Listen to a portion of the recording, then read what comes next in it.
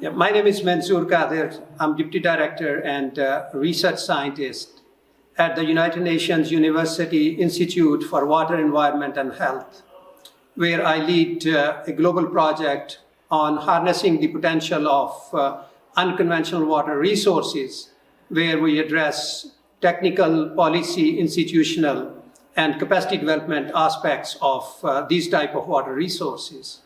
I'm here at Siham, Zaragoza, where I have the pleasure to teach the postgraduate class on water resources management. The topic which I am covering address water quality for different purposes, and particularly the use of saline water for crop production systems. As we are almost halfway through of the global sustainability agenda, we see that the assessments for the Sustainable Development Goal 6, addressing safe water and sanitation for all, where we are lagging at the world level. And the situation is more grim in the water scarce areas, and those are also very prevalent in the Mediterranean region.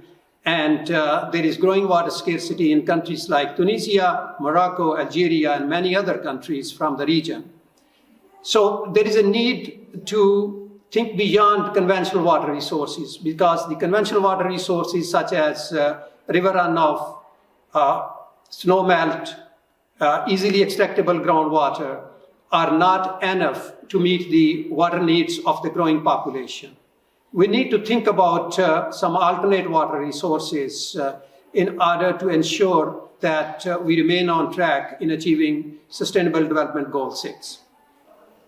Considering the widespread water scarcity in the Mediterranean region, there is a need for a paradigm shift in terms of critical thinking to consider water resources beyond the conventional water resources.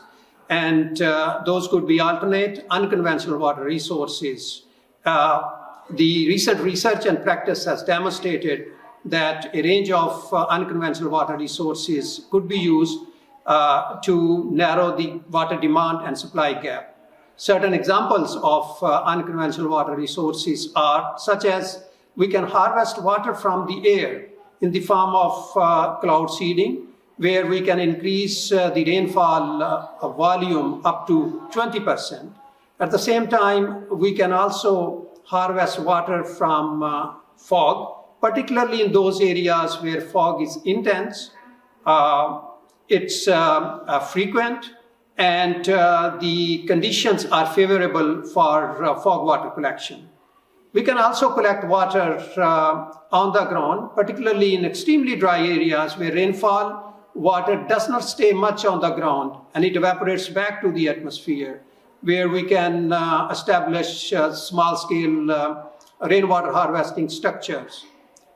Similarly, there are enormous volumes of water embedded in deep groundwater settings, whether they are offshore or onshore. And there are techniques available to harness their potential.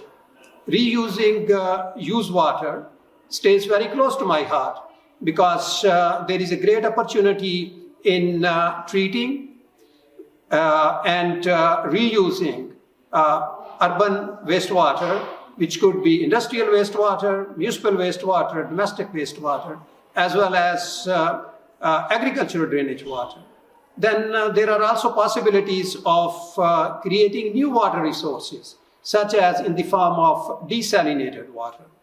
And lastly, there are also discussions, although this remains still in infancy, that there are discussions to bring icebergs from the northern hemisphere to the water scarce areas, although there is no on-ground practical activity in place around that. So there are opportunities of harnessing the potential of unconventional water resources.